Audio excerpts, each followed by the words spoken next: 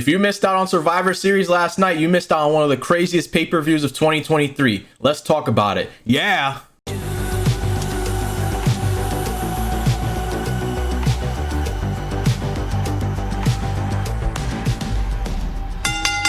Yo, what's going on, everybody? It's JLD and we're back at it again with another video for you guys today. Just keep in mind there will be spoilers in this video, so if you haven't seen Survivor Series, make sure you leave this video and go watch it for yourself and then come back. This past night was Survivor Series over in Chicago in the Allstate Arena, and crazy is an understatement to say of how this event went down, especially the ending. We had 5 matches on the match card for Survivor Series, 2 of them being War Games matches, as well as 3 major returns into the WWE. So in today's video, I'm going to be going over all 5 matches in the order that they happen and all of the crazy things that happened throughout the show. First off, we had the women's War Games match, and I honestly think it was a great way to start the show, and it was a really good match from what I saw. Things started off with Bayley going up against Becky Lynch as the first 2 competitors in the War Games match. As more women went into the match, I kind of felt bad for Becky Lynch because it seemed like she hit her head. She was laying down for a little bit, talking to the refs over on the side, but she was able to get back up and keep competing until the end of the match, so I think everything's okay at that point. Shotzi was definitely pulling in her own. She was doing really well with all the different moves she was doing.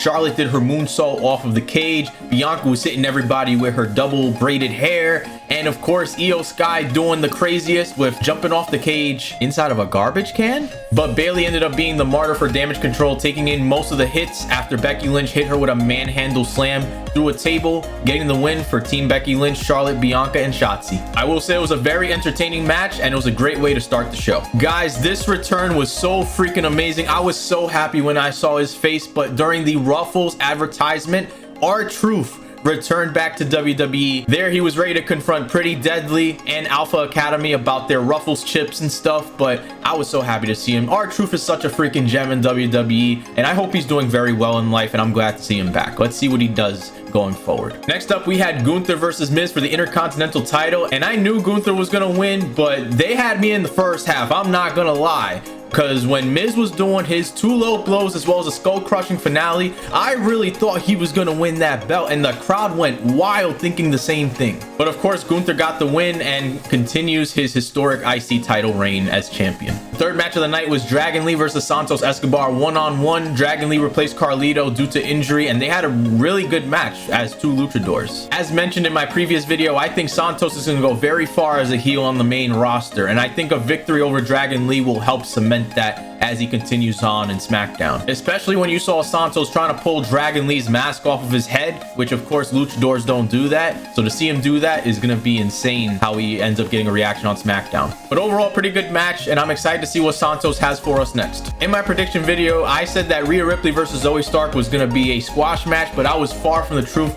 Zoe Stark held her own against Rhea Ripley, and I think this is going to help her cement herself as a top competitor in the women's division. Rhea Ripley won the match, but I think Zoe did a really good job performing and just showing that she should be shown as a top competitor. And our main event for Survivor Series was the men's War Games match, and when I tell you this had an emotional roller coaster feeling for me, it went crazy. And throughout the night, they tried to hype it up that Randy Orton wasn't in the arena, that he wasn't gonna make it. Even when all the wrestlers were coming down, Randy wasn't in the cage with his team. But when it was his turn to actually come down in War Games, he was the final person to enter the cage. Instead of Randy Orton's music, Rhea Ripley's music plays in an attempt to get Damian Priest to cash in his money in the bank, since the Judgment Day had all of Cody's team all on the floor beat up.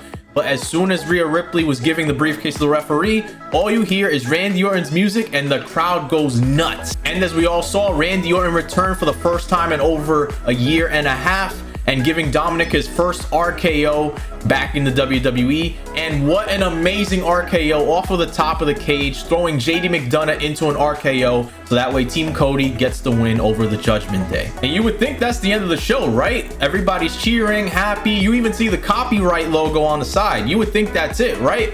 Nope. As soon as the camera starts zooming out of the arena, all you hear is the Cult of Personality, and the crowd just blew the hell up.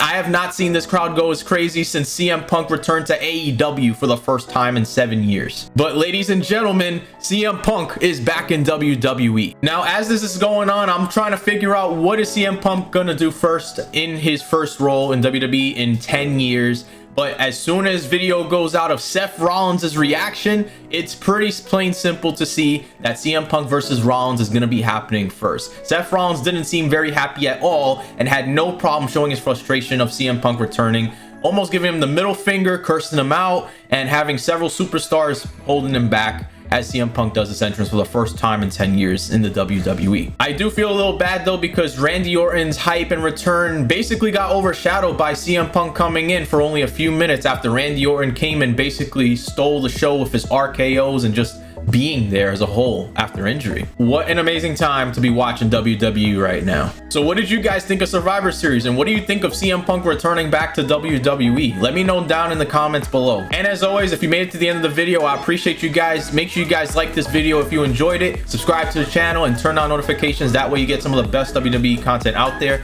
I'm also going to start doing some live streams for you guys here on YouTube so you guys can see what I do on my Twitch and Kick streams, so stay tuned for that. And as always guys, I'll see you guys in the next video. Peace out. Yeah.